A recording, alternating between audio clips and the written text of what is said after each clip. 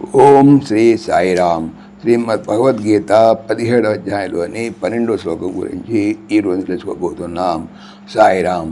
భగవానుడు గత శ్లోకంలో ఇలా తెలియజేశారు, ఇది చేయదగినదే అని మనస్సును సమాధానపరచి శాస్త్రసమ్మతమగు ఏ యజ్ఞము ఫలాపేక్ష లేని వారి చేత చేయబడుతుందో అది సాత్విక యజ్ఞం అని పడుతున్నారు.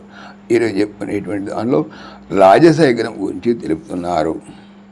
ఇలా చెప్తున్నారు భగవానుడు, అఫలాకాంక్షిభిర్యజ్ఞో విధి దృష్టో యజ్యతే యష్టవ్యమేవేతి మనసమాధాయ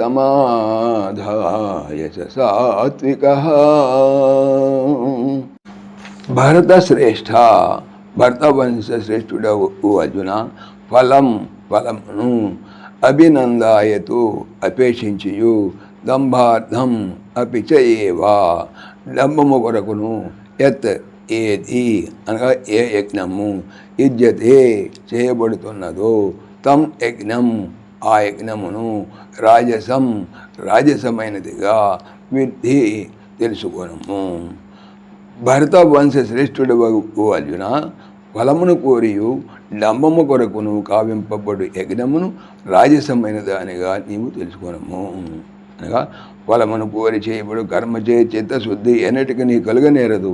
చిత్తము శుద్ధము కానిచో ఆత్మతత్వం ప్రకాశించదు. కావున అట్టి ఫలాభిసంయుక్తమగు కర్మ ఇచ్చట రాజసమని చెప్పబడినది. మరియు కేవలం పేరు ప్రఖ్యాతుల కొరకు, వేషము కొరకు, డంబము కొరకు చేయబడు కార్యము కూడా రాజసమేక చెప్పారు. కాబట్టి వానిని ఎవరునూ ఆశ్రయించరాదు. సాయిరామ్.